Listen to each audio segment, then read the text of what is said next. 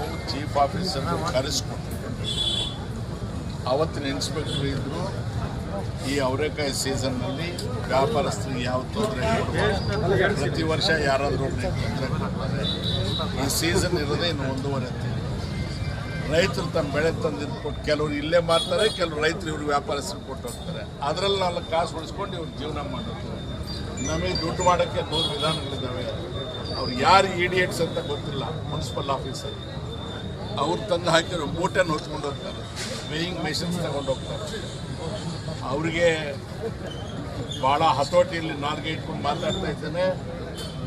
Careful ಆಗಿರೋಕ್ಕೆ ಹೇಳಿ, ಇಲ್ಲದೆ ಹೋದರೆ ಒಬ್ಬನೊಬ್ಬನ ಎಳೆದು ಈಚೆಗೆ ಹಾಕಬೇಕಾಗುತ್ತೆ. ಯಾವ ಕಾರಣಕ್ಕೂ ನನ್ನ ಮೇಲೆ ಆಣೆ, ನಾನು ಜೀವಂತ ಇರೋವಾಗ ಇವರಿಗೆ ಯಾರಿಗೂ ತೊಂದರೆ ಆಗಬಾರ್ದು. ವ್ಯಾಪಾರಸ್ಥರಿಗೆ ಜಾಗೃತಿ ಹೇಳಿ.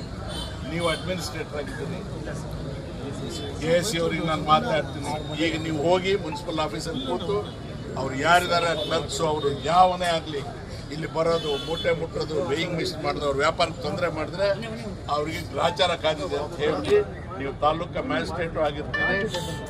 ಬೇಡಪ್ಪ, ಆರೋಗ್ಯ ಸರಿ ಇಲ್ಲ, ಕೆಮ್ಮು ತೊಂದರೆ ಇದೆ, ಬಡವರು ಯಾರಿದ್ದಾರೆ ಅವ್ರಿಗೆ ತೊಂದರೆ ಆಗೋದು ಬೇಡ. ಇನ್ಸ್ಪೆಕ್ಟರ್ ಸಾಹೇಬ್ ವ್ಯಾಪಾರಸ್ಥರಿಗೂ ಹೇಳಿದ್ದೀನಿ, ವ್ಯಾಪಾರ ಅಂತ ಹೇಳಿ ಟ್ರಾಫಿಕ್ ಬ್ಲಾಕ್ ಮಾಡೋದು, ಸಾರ್ವಜನಿಕರಿಗೆ ತೊಂದರೆ ಆಗಬಾರ್ದು. ಒಬ್ಬ ಕಾನ್ಸ್ಟೇಬಲ್, ಇನ್ಸ್ಪೆಕ್ಟರ್ ಒಬ್ಬ ಕಾನ್ಸ್ಟೇಬಲ್ ಬಂದು ಅವ್ರಿಗೆ ಹೇಳಿದ್ರು ಕೂಡ ಗೌರವ ಕೊಡಬೇಕು. ಯೂನಿಫಾರ್ಮ್ಗೆ ಗೌರವ ಕೊಡೋದು ನಮ್ಮ ಜವಾಬ್ದಾರಿ. ಅದು ನಮ್ಮ ಇಲಾಖೆ, ನಮ್ಮ ರಕ್ಷಣೆ, ನಮ್ಮ ಮರ್ಯಾದೆ ಕಾಪಾಡಕ್ಕೆ ಇರೋದು. ಅವ್ರಿಗೆ ನಾವು ಗೌರವ ಕೊಡ್ತಾರೆ, ಇನ್ಯಾರು ಗೌರವ ಕೊಡ್ತಾರೆ? ನೀವು ಅವರು ಮಾತಾಡಿ ಸಣ್ಣ ಪುಟ್ಟ ವ್ಯಾಪಾರಸ್ಥರಿಗೆ ಯಾರಿಗೂ ತೊಂದರೆ ಆಗದಂತೆ ಮಾಡಿ. ಆಗ್ಬೋದಾ? ಹೋಗಿ ಅವ್ರು ಯಾರ್ದಾರು ಕರೆಸಿ ಮೀಟಿಂಗ್ ಮಾಡಿ ಆಚೆಗೆ ಬಂದ್ರಂದ್ರೆ ಅವ್ರಿಗೆ ಗ್ರಾಚಾರ. దయచేసి అందరూ ఇనుకోండి. తహసీల్దార్ సాహెబ్లు ఇక్కడనే ఉన్నారు. నేను ఇక్కడి నుంచి పోయి ఏసీతోనూ మాట్లాడతాను.